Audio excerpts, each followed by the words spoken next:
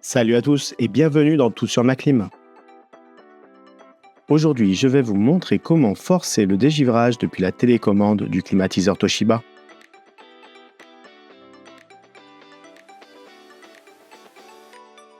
Si cette vidéo vous a rendu service, dites-le moi avec un like et pensez à vous abonner pour ne pas manquer les prochains conseils.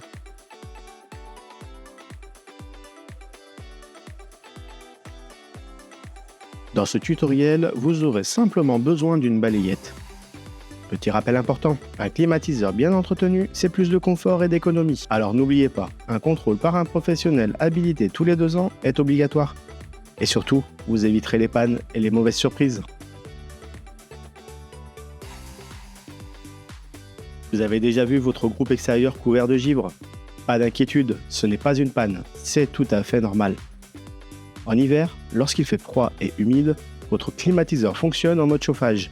Il récupère la chaleur de l'air extérieur pour la transférer à l'intérieur. Ce processus refroidit les ailettes de l'échangeur, souvent en dessous de 0 degré, ce qui provoque la condensation puis la forme de givre. Résultat, l'unité se couvre de givre, un phénomène naturel et prévu par les constructeurs.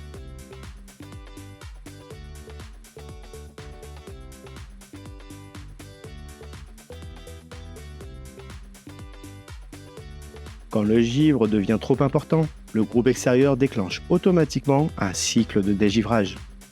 Pendant quelques minutes, le système inverse son fonctionnement, la chaleur est envoyée vers l'unité extérieure pour faire fondre le givre.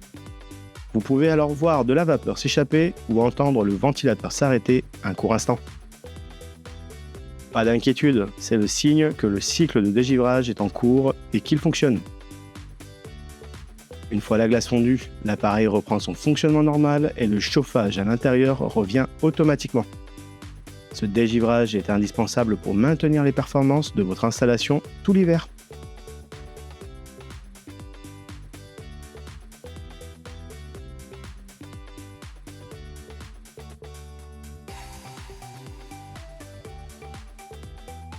Mettez la télécommande sur On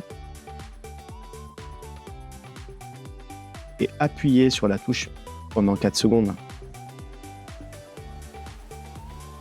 DF pour dégivrage apparaît à l'écran.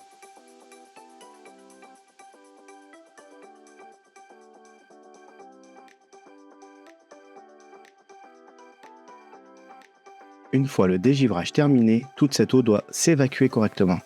Si le circuit d'évacuation est bouché ou mal conçu, l'eau peut geler à son tour sous le groupe extérieur. Cela crée une prise en glace que le dégivrage ne peut plus éliminer et qui risque de bloquer le ventilateur ou d'endommager l'échangeur. Au-delà du risque de glace, une mauvaise évacuation peut réduire la performance et augmenter la consommation électrique.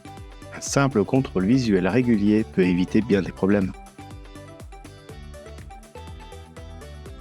Pour que le dégivrage soit efficace, il est essentiel que l'échangeur extérieur reste propre et dégagé. Feuilles, poussière ou saleté peuvent gêner l'air et allonger le temps de dégivrage. Un simple nettoyage à l'aide d'une balayette suffit pour conserver un bon rendement. En résumé, un peu de givre, c'est normal, mais un échangeur sale, ça peut vite devenir un frein à la performance. Et voilà, maintenant vous savez pourquoi votre groupe extérieur se couvre de givre et surtout que c'est un phénomène tout à fait normal. Et n'oubliez pas de vous abonner. À bientôt!